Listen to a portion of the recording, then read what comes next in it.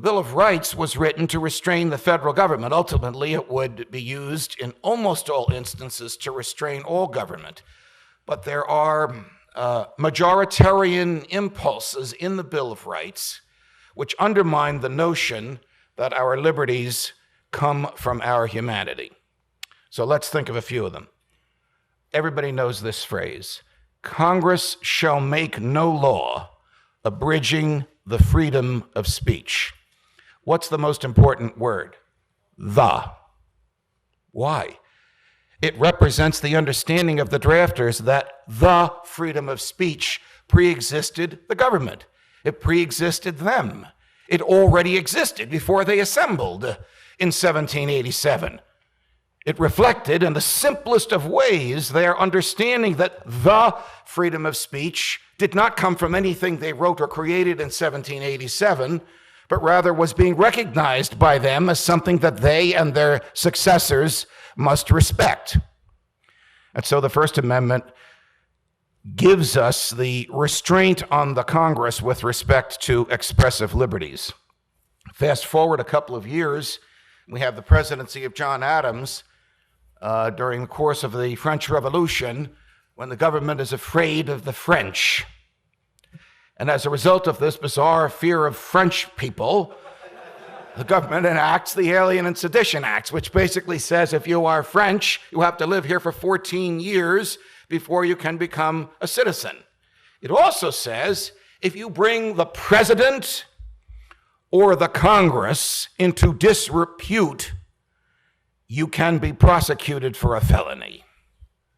How could the same generation, in some instances the very same human beings who wrote Congress shall make no law abridging the freedom of speech, also author something as abominable as the Alien and Sedition Acts? Lou Rockwell and I have spent a lot of time talking about this, and he reminds me of what Augustine wrote about when he talked about libido dominandi. Now, don't get excited. We all have libido. We all know what that is. This is a different kind of libido. This is the lust to dominate. This is the thing in human nature that draws people to the government. Regrettably, there are far too few Ron Pauls in the government, and far too many people that suffer from this libido dominandi, this urge to dominate. So Congressman Matthew Lyon, an anti-federalist, a Jeffersonian from Vermont, thought that he would test the limits of the Alien and Sedition Acts. And he argued in public that John Adams, who was into puffery and pomp and circumstance and frills and wore almost regal-like clothing, in fact was more interested in pomp and circumstance than the government. That wasn't quite enough to provoke the Justice Department. But John Adams had a little problem with his waistline. I can understand that. And Congressman Lyons referred to the president as his rotundity.